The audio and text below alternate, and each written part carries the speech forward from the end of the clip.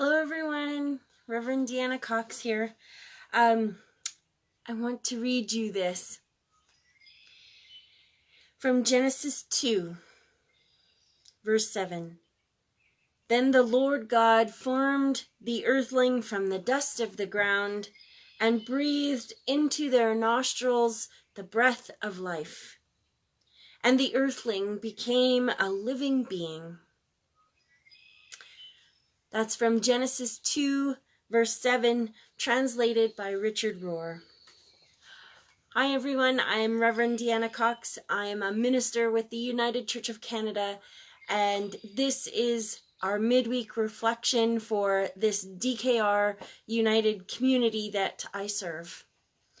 I wanted to talk to you today about breath, and that's why I read that quote about the breath of life being brought into our human beings. As told in the story of Genesis. Breath makes us think of God. At least it does for me. For breath is the gift of life from the one who created us. Even Yahweh, the name of God, thought too holy to be spoken aloud, sounds breathy.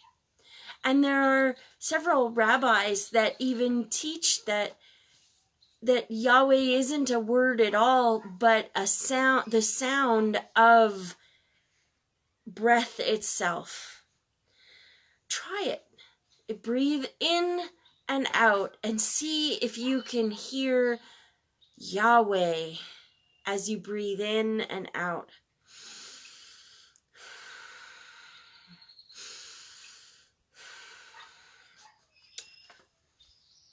Can you hear it? Can you hear Yahweh in your breath? It makes sense because the closest translation to this Hebrew word is the one who causes us to become, the breath of life itself. Breath and breathing are so important throughout the fullness of our lives. We take our first breath when we are born. We teach women in labor how to breathe. We teach singers how to breathe so they can perform.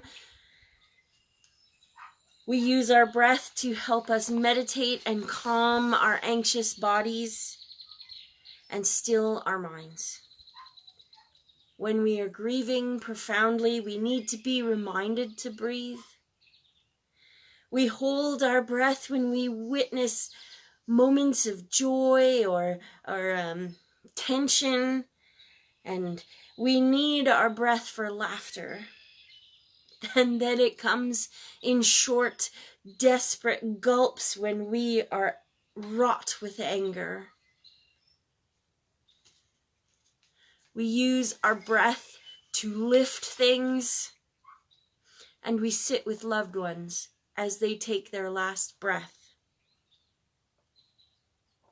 I wanted to talk about breath because as I process my own grief of my dad's passing and walk with my family through their grief, breathing through the waves of sadness helps. And I'm reminding them to breathe and myself to breathe, and breath. I'm just reminded of breath.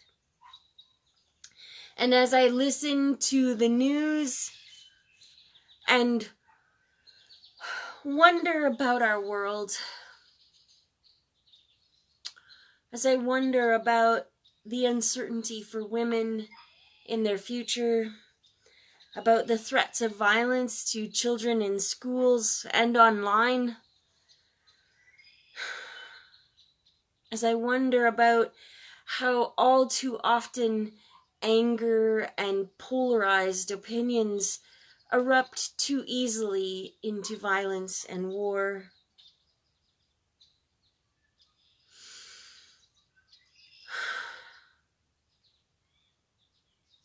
It's often so overwhelming that I find it hard to breathe. And so I wondered if any of you might be feeling the same way.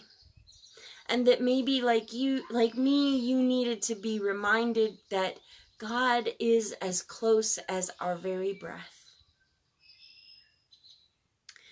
And so this summer, when we're not holding Sunday worship in July, I encourage you to seek out people and places that make breathing easier, like this place that I'm in. I want you to breathe deep the breath of God.